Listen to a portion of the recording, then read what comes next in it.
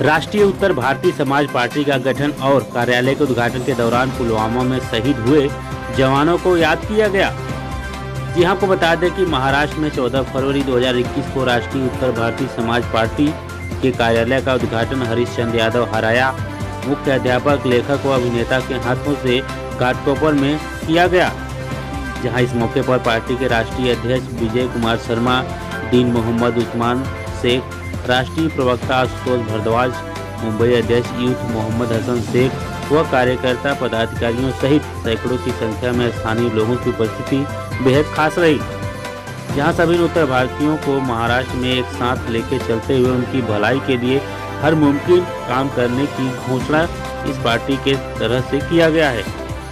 और यही नहीं, आने वाले 2022 मनपा चुनाव में अपना आगाज करेगी। तकरीबन 100 उम्मीदवार के साथ चुनाव लड़ने की भी घोषणा की गई।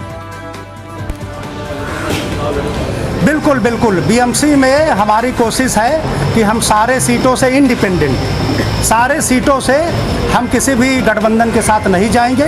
हम मुंबई में जितनी भी सीटें हैं उनमें सब में राष्ट्रीय उत्तर भारतीय समाज पार्टी अपने प्रत्याशी उतारेगी, 100% उतारेगी। विजय भाई, कितना मुश्किल होगा, क्योंकि पहले से ही बहुत सारी पार्टियां हैं, नामी जानी पहचान वाली पार्टियां हैं, आप लोगों को कितना कठिन पड़ेगा लोगों के बीच में जाना? देखिए दीदी, कठिन तो पड़ेगा क्योंकि हमारे जो फ्रीडम फाइटर थे, कोई बोलता नहीं था कि भारत देश आज़ाद हो जाएगा, फिर भी आज़ाद हुआ ना। तो करप्शन से आज़ादी के लिए हम घर घर जा कर के डोर टू डोर वो हर समुदाय, हर पंथ, हर धर्म, हर भाषा के लोगों में अपनी पैठ बनाएंगे और हमारे पार्टी का जो विजन है भ्रष्टाचार मुक्त बीएमसी, उसकी स्थापना करेंगे और उसके लिए हमारा भरपूर प्रयास रहेगा और जल्द से जल्द आप लोग देखेंगे सक्रियता बढ़ेगी राष्ट्रीय उत्तर भारतीय समाज पार्टी की।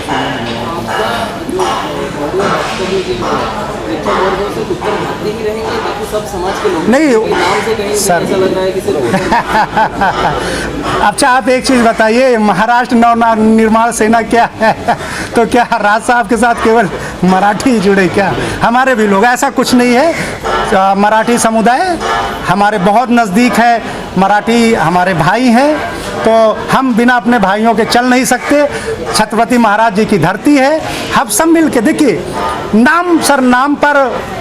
नाम पर मत जाइए, कार्य सबके लिए होगा, चाहे वो हमारे मराठी भाई हो, चाहे गुजराती भाई हो, सिख भाई हो, हिंदू मुस्लिम सिख ईसाई, सभी पंथों के लिए काम होगा और सब मिल के। मैं आपको बताता हूँ, हमारे पार्टी में मराठी भाइयों का बहुत ज़्यादा योगदान है।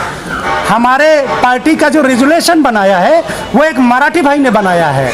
वो लोग कहीं ना कहीं, हमारा मराठी समुदाय भी बीएमसी का जो कार्यशैली उससे त्रस्त हो चुका है, वो बहुत ज़्यादा त्रस्त हो चुका है।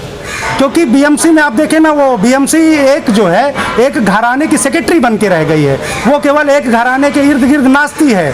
हमारे किसी मराठी भाइयों को आगे बढ़ने नहीं दिया जा रहा। महाराष्ट्र में अच्छे युवा मैंने देखे हैं, बात होती है, वो चाहते हैं कि वो आगे आए, वो भी नेतृत्व करें, लेकिन बस राजनीति वही एक दो घरानों के बीच में घूमती है महाराष्ट्र की। तो मैं एक नया अपने युवाओं को जो है मराठा, चाहे वो मराठी समाज हो, गुजराती समाज हो, जो भी युवा हैं उनको नया आयाम देंगे। आने वाले मुंबई महानगर पालिका के जो चुनाव होंगे जी, उसमें क्या पार्टी अपने अकेले दम पर चुनाव? बिल्कुल अकेले दम पर लड़ेगी। मैं आप लोगों को विश्वास दिलाता हूँ, मुझे किसी की ज़रूरत नहीं है। मैं घर घर जाऊँगा और आप लोगों से 1 वोट और 1 रुपये लेकर के आशीर्वाद मांगूंगा। और मुंबई बीएमसी में हम अकेले लड़ेंगे, उत्तर प्रदेश में भी अकेले लड़ेंगे। 2022 में वहाँ भी इलेक्शन है, तो पार्टी जो है मुंबई के साथ साथ उत्तर प्रदेश में भी 100 सीटों से उतारेगी अपने प्रत्याशी विधानसभा में।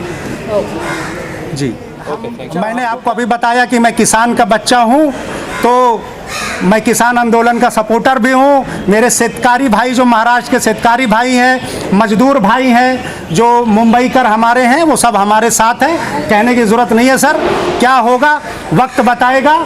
हम पिछाड़ेंगे, हम एनडीए को भी पिछाड़ेंगे, यूपीए को, महाविकास आघाड़ी को भी पिछाड़ेंगे और यूपीए को भी पिछाड़ेंगे। हम यहाँ पर 70 से 80 सीटों का जो हमारा टारगेट है बीएमसी में, हम उसको पूरा करेंगे। आशुतोष जी क्या कहना चाहेंगे, आप कितना देख रहे हैं कि इस बार जो इलेक्शन होगा उसमें आप लोग कितना टक्कर देंगे? मैम, मैं ये देख रहा हूँ कि ये युवाओं की पार्टी है, पढ़े लिखे, और पढ़े लिखे समाज को लेके चलेंगे तो हमें पीछे कोई नहीं कर सकता, क्योंकि विज़न क्लियर होगा, शिक्षित समाज होगा, उसको उस जगह से लेके चलेंगे, वहाँ तक लेके जाएंगे, ऊपर तक पहुँचेंगे। और जैसा हमारे अभी पत्रकार भाई ने एक बात पूछी थी कि आप क्या सोचते हैं कि आप 100% दे पाएंगे, तो मेरे दोस्त शिव खेड़ा जी बड़े फेमस राइटर हैं, उन्होंने एक चीज़ कही है कि आसमां में सुराख हो नहीं सकता, एक पत्थर तो तबीयत से उछालो यारो। तो कदम तो हम आगे बढ़ाएं, निर्णय तो ऊपर वाले के हाथ में। हमारे पास खोने के लिए कुछ नहीं है, इसलिए हमारे ज़मीर में बड़ा दम है। हम अपने ज़मीर से, मनसा, कर्मा, वाचा, हम तीनों चीज़ से सक्षम हैं। हम निस्वार्थ सेवा के भाव से उतरे हैं तो हमें सक्सेस ज़रूर मिलेगी। हमारा उद्देश्य ही है कि हम VVIPs बन के ना बैठें। हम तब भी, जैसे आज हम वोट मांगने के लिए जाएंगे, वैसे ही हम सबसे जुड़े रहें। हम ऐसी एक रेगुलेटरी बनाएंगे जो अभी तक मेरे ख्याल से राजनीति में नहीं हुआ है कि कोई, इन चीज़ों से हमने सीख ली है कि कोई डायरेक्ट टच रह सके। हम किसी से मन की बात नहीं करेंगे, हम डायरेक्ट बात करेंगे। सर, बस क्वेश्चन करना चाहेंगे जी। आपका जो विज़न है कि इस बार 2022 पे आप नगर सेवक के चुनाव लड़ने वाले 100 सीट पे आप अपने घोषणा की जी। विज़न क्या होगा, इसकी कुछ आपकी रूपरेखा होगी, किस तरह से आप कैंडिडेट का चुनाव करोगे, किस तरह से आप उस कैंडिडेट का चुनाव करोगे? महोदय, अभी तो आज पार्टी का उद्घोषण हुआ है, अभी तो कदम बढ़ाने दीजिए, सारी चीज़ें आपको समय समय पर पता लगती रहेंगी। अच्छा, आगे आपकी पार्टी का क्या, किस तरह से आगे बढ़ाने का कदम आप उठाएंगे? सर, विज़न क्लियर है, विज़न क्लियर है हमारा। सर, घर घर जाएंगे, घर घर जाएंगे, घर घर जाएंगे, हम घर घर किसी को नहीं जाएंगे। छोड़ेंगे, बच्चे को भी हमारे नहीं लिए छोड़ेंगे। बड़ा छोटा कोई माने नहीं रखता, हमारे लिए बड़ा छोटा कोई माने नहीं रखता। हम सबके दरवाजे जाएंगे और जैसे जाएंगे वैसे ही मिलेंगे, क्योंकि हम खोखली बातें नहीं करेंगे।